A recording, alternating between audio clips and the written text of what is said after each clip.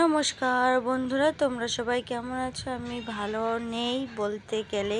ভিডিওটি শ্যুট করেছি, ভালো ছিলাম, কিন্তু ভয়েস ওভার দিচ্ছি আমি ভালো নেই। তো আজকে 1 মে, মানে 1 মে দিবস আজকে, তার জন্য মেয়ের স্কুল বন্ধ। একটু দেরি করে উঠেছি বলা চলে।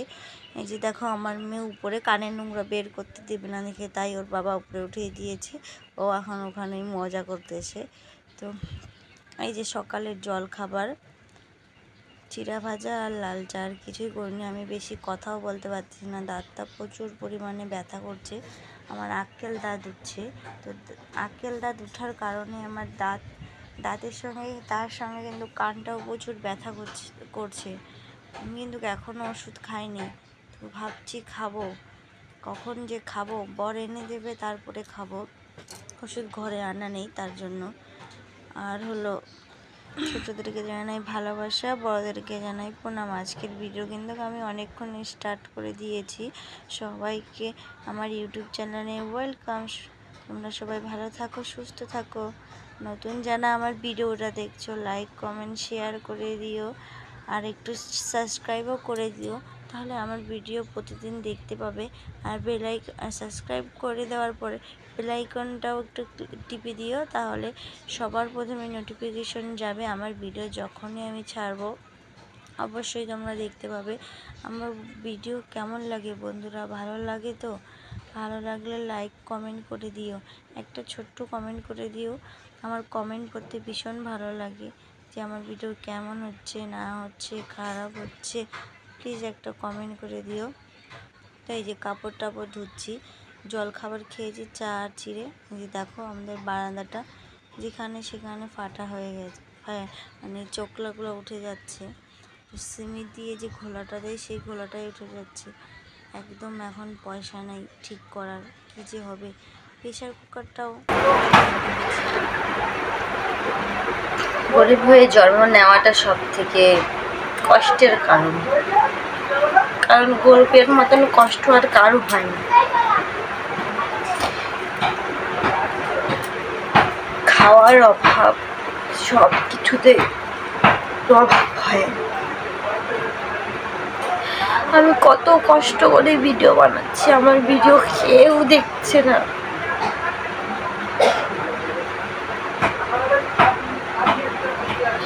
আমি কি ভিডিও কি খারাপ করছি যে আমার ভিডিও?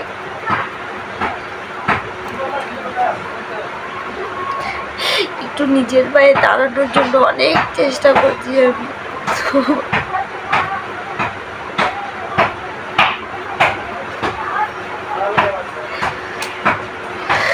পারছি না।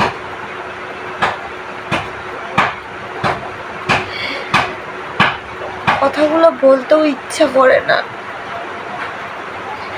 কাকে বলবো বলো? মানুষকে কথাও বলতে যাব, পরে এসে আমাকেই বলবে।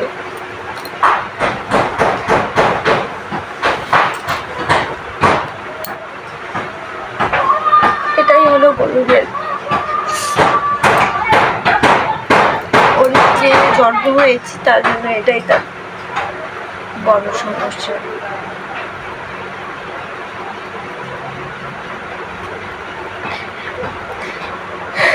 যাদের টাকা আছে তাদের ভাবই আলাদা, আর যাদের টাকা নেই তাদের ভাই আলাদা।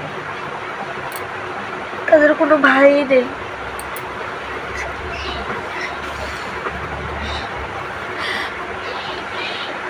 আমি বাংলা মিডিয়ামে পড়েছি থেকে আমার ইচ্ছা ছিল যে আমার মেয়ে ইংলিশ মিডিয়ামে পড়ুক, তার জন্য তাকে আমি ইংলিশ মিডিয়ামে ঢুকিয়ে দিয়েছি।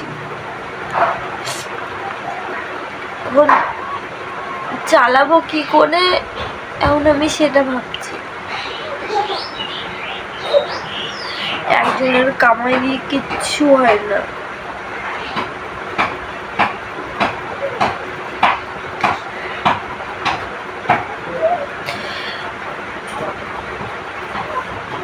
কিচ্ছু হয় নাই।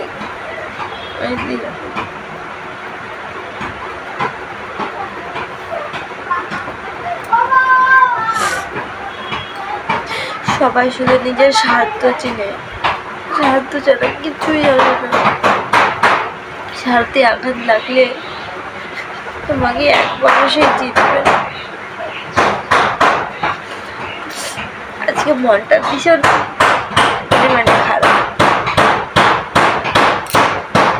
আজকে আমার টাকা নেই বলে আমাকে কেউ পাত্তা দেয় না, আমাকে ফোনও করে কেউ করে না, শুধুমাত্র আমার মা ফোন করে।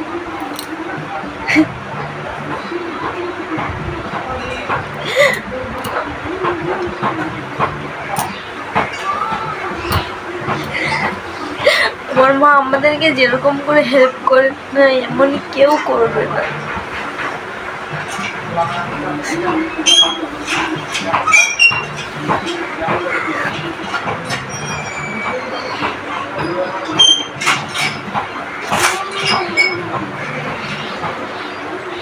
কত কষ্ট করে এক এক সময় না মরে যেতে ইচ্ছে করে।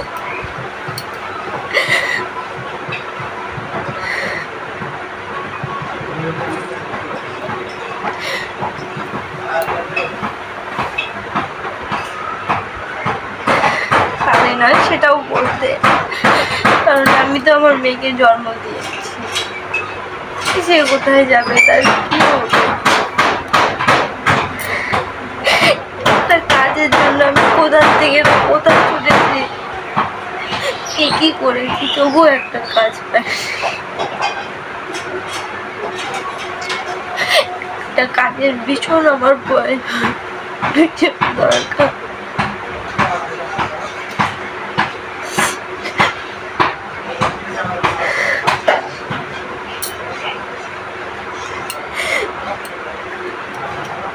কত আর হাসি খুশি থাকা যাবে বলো।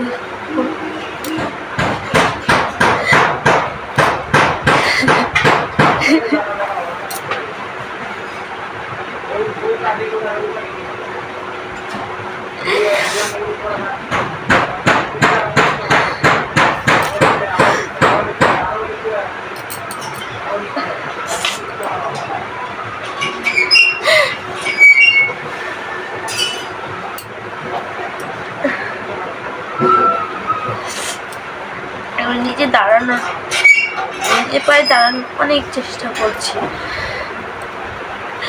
যখনই নিজে পায়ে দাঁড়িয়ে কিছু করতে যাই, তখনই উল্টা সিঁড়ি ভেঙে পড়ে যাই। যখন আমার মেয়ে পেটে ছিল 8.5 মাস, 9 মাস 9.5 মাসেই তো আমার মেয়ে হয়, তখন করে আমার বরের কাজ চলে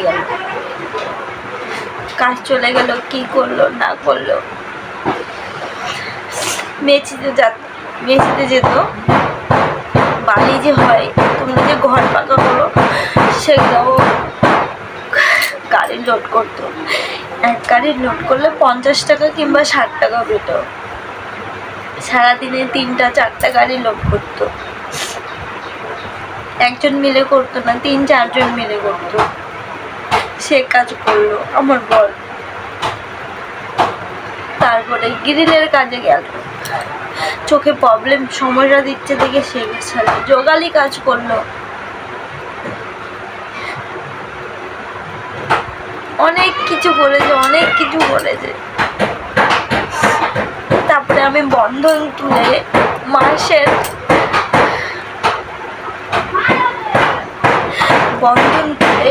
তারপরে মাসের থেকে লোন নিয়ে আমার মা আমাকে কিছু টাকা দিয়েছে। তারপরে আমি টোটোটা কিনে দিয়েছি আমার বরকে চালাতে। আমার বোন এখন টোটো চালাচ্ছে। সবার টাকা শোধ করে এখনো অবধি আমি নিজের পায়ে দাঁড়াতে পারিনি। এখন অবধি আমার টাকা শোধ হয়নি, সেটাই করে জানি পাশের বাড়ি কাজ হচ্ছে, আবার শুনতে পারবে না, কিচ্ছু করার নেই। টোটোতেও সেরকম ভাবে কামাই নেই।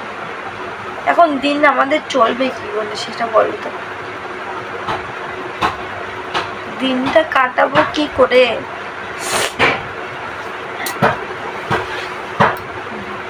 সব মানুষের তো সুখের দিন আসে, সেই সুখের দিনটা কবে আসবে আমি নিজেও বলতে পারছি না। আদৌ কি কখনো আসবে? আসবে না। একটা জায়গা কেনার, একটা বাড়ি করার কতবার ইচ্ছা আমার। জন্মের পরের থেকে আমি মানুষের বাড়িতে, আমার নিজের বাড়ি নেই। এই একটা ছোট্ট ঘরে, টিনের ঘরে কত যে গরম শুধুমাত্র আমি জানি। আর কি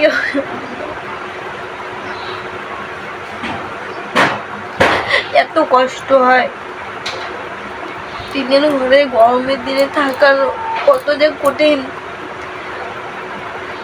চারিদিকে কোনো গাছ নেই,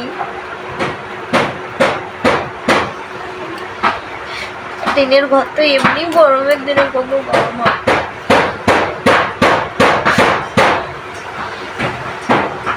সব কিছু আমাদের কিনে খেতে লাগে, কোনো বাড়ির কোনো কিছু নেই, না জমি আছে না জায়গা আছে, কিচ্ছু নেই।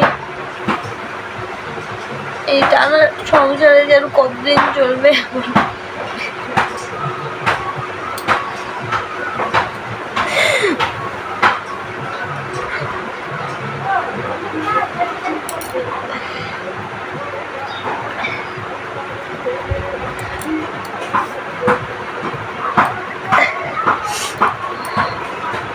সরি আর কিছু বলবো না। ভিডিওটা ভালো লাগলে লাইক কমেন্ট শেয়ার করে দিও, আর নতুন যারা দেখছো চ্যানেলটা অবশ্যই সাবস্ক্রাইব করে দিও। টাটা, বাই বাই, দেখা হচ্ছে পরের ভিডিওতে।